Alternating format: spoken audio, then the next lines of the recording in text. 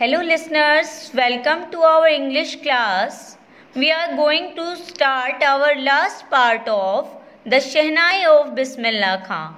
Let's begin our chapter.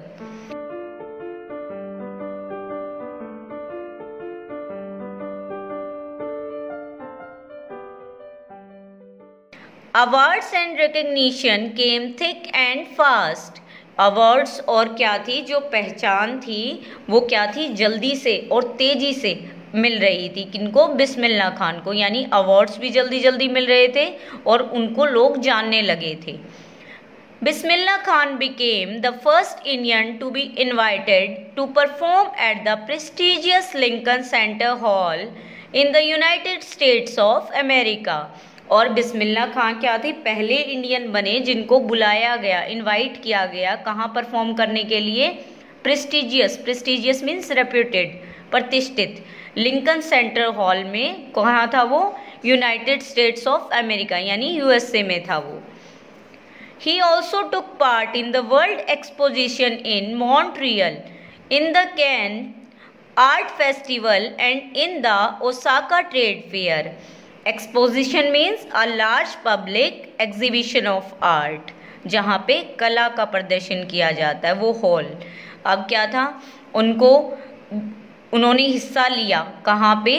Montreal, name of place, Montreal is the name of place. तो वहाँ उन्होंने part लिया। किस चीज़ में? कैन आर्ट फेस्टिवल था और ओसाका ट्रेड फेयर था, वहाँ उन्होंने हिस्सा लिया। So well known did he become internationally that an auditorium in Tehran was named after him. Tahir मोस्की उस्ताद बिस्मिल्लाह खां। और वो इतने फेमस हो गए किस लेवल पे? इंटरनेशनली लेवल पर, अंतर्राष्ट्रीय वो इतने फेमस हो गए, लोग उनको जानने लगे दूसरे देशों में भी कि तेहरान में जो ऑडिटोरियम था उसका नाम उनके नाम पर रखा गया। और उसका नाम क्या रखा गया? ताहिर मोस्की Ustad Bismillah Khan. National awards like the Padma Shri, the Padma Bhushan and the Padma Vibhushan were conferred on him. Conferred means given to him, यानी उनको दिए गए राष्ट्रीय स्तर के जो अवार्ड्स थे। कौन कौन से अवार्ड्स थे? पद्मश्री, पद्म भूषण और पद्मा विभूषण, ये अवार्ड उनको मिले। In 2001 Ustad Bismillah Khan was awarded India's highest civilian award, the Bharat Ratna. अब 2001 में उस्ताद बिस्मिल्लाह खां को अवार्ड मिला, हाईएस्ट सबसे ऊंचा सिविलियन अवार्ड मिला। कौन सा? द भारत रत्न। ये अवार्ड उन्हें मिला इंडिया में। With the coveted award resting on his chest and his eyes glinting with rare happiness, he said, "All I would like to say is, teach your children music. This is Hindustan's richest tradition. Even the West is now coming to learn our music." अब उन्होंने अपनी coveted means much desired, यानी पूरा प्रशिक्षित होने के बाद उन्होंने जब अवार्ड अपनी चेस्ट के ऊपर ये अवार्ड लगा उनका, कौन सा? भारत रत्न, तो उनकी जो आंखों में क्या थी? चमक थी, खुशी थी। और उस खुशी से उन्होंने या चमक से उन्होंने बोला कि मैं जो कहना चाहता हूँ, क्या कहना चाहता हूँ कि अपने बच्चों को म्यूजिक सिखाओ। और ये हिंदुस्तान की क्या है? रिचेस्ट ट्रेडिशन है। ट्रेडिशन मीन्स परंपरा, हिंदुस्तान की ये परंपरा है। और यहाँ तक कि जो वेस्ट यानी वेस्टर्न जो कंट्रीज हैं वो भी आ रहे हैं म्यूजिक सीखने, हमारे म्यूजिक को सीखने। कहाँ पे? इंडिया में। In spite of having travelled all over the world, Khan Sahab as he is fondly called is exceedingly fond of Banaras and Dumraon, and they remain for him the most wonderful towns of the world. It means उन्होंने हर जगह travel कर लिया, हर जगह travel यानी world में पूरा travel करने के बावजूद भी क्या है, उन्हें खान साहब के नाम से जाना जाता है। वो बहुत ज़्यादा मात्रा में यानी बहुत ज़्यादा पसंद करते हैं किसको? बनारस और धुमरान को। और उनके लिए वो हमेशा ही क्या है, मोस्ट वंडरफुल टाउन रहेंगे वर्ल्ड के। यानी सबसे ज़्यादा पसंद उन्हें कौन कौन सी जगह है, बनारस और धुमराव। A student of his once wanted him to head a shehnai school in the USA।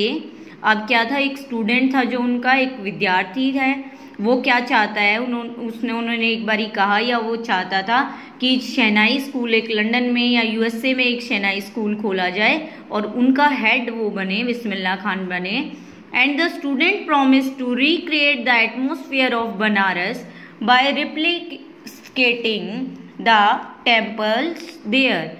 अब उन्होंने, उस स्टूडेंट ने क्या प्रॉमिस किया कि वो बनारस जैसा एनवायरनमेंट यहीं रिक्रिएट कर देंगे, यहीं बना देंगे temples.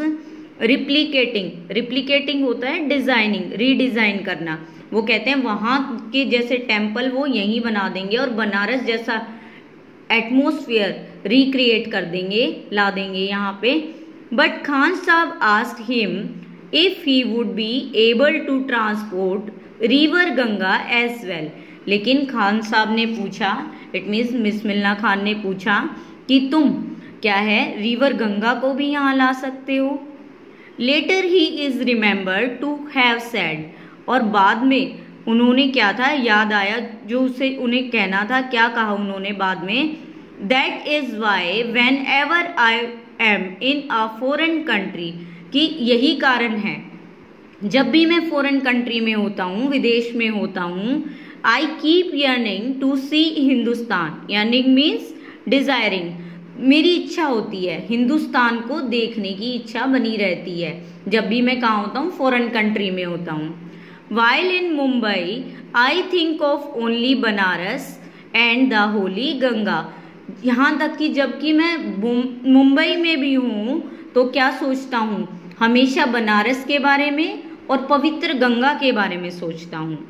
And while in Banaras, और जब मैं बनारस में होता हूँ, आई मिस द यूनिक मट्ठा ऑफ धुमरावन। यूनिक मीन्स अलग, एक्स्ट्रा ऑर्डिनरी, मट्ठा मीन्स लस्सी। अब वो क्या है, वो कहते हैं जब भी मैं बनारस में होता हूँ तो धुमरावन की जो मट्ठा होता है उसको मिस करता हूँ। Ustad Bismillah Khan's life is a perfect example of the rich cultural heritage of India, one that effortlessly accepts that a devout Muslim like him can very naturally play the Shehnai every morning at the Kashi Vishwanath Temple। अब क्या था, उस्ताद बिस्मिल्लाह खान की जो life थी वो एक perfect example था किस चीज़ का, रिच मीन्स होता है समृद्ध, कल्चरल सांस्कृतिक, हेरिटेज विरासत, यानी इंडिया की जो रिच और कल्चरल हेरिटेज का एक परफेक्ट एग्जाम्पल था उनकी लाइफ। और हर कोई, मतलब कोई भी इस बात को एक्सेप्ट कर सकता है या समझ सकता है कि उन जैसा एक डिवोट मुस्लिम, डिवोट क्या होता है, जो स्ट्रोंगली बिलीव करे रिलीजन में, एक धार्मिक मुस्लिम क्या करते हैं शहनाई प्ले करते हैं हर सुबह। कहाँ पर, काशी विश्वनाथ टेम्पल के अंदर। मतलब एक मुस्लिम होने के बाद भी वो क्या है, एक हिंदू टेम्पल में डेली शहनाई बजाते हैं। तो कोई भी इस चीज़ को समझ सकता है। उस्ताद बिस्मिल्लाह खां passed away on 21 August 2006 at the age of 90 after a prolonged illness। अब क्या था, उस्ताद बिस्मिल्लाह खान की डेथ हुई कब, 21 अगस्त 2006 को, किस एज में, 90 की एज में, काफ़ी इलनेस के बाद, यानी काफ़ी लंबे टाइम तक वो बीमार चलते रहे उनके बाद। He was given a state funeral and the government of India declared 1 day of national morning. Morning होता है शोक व्यक्त करना, और फ्यूनरल होता है उनको ले जाना, झलूस निकालना या डेथ के बाद उनको ले जाना। अब उनको क्या किया गया, स्टेट फ्यूनरल दिया गया और गवर्नमेंट ने एक दिन डिक्लेयर किया नेशनल मॉर्निंग के लिए, यानी उनकी शोक सभा के लिए एक दिन डिक्लेयर किया। So that's the end of this chapter. Hope you understand it well. Thank you.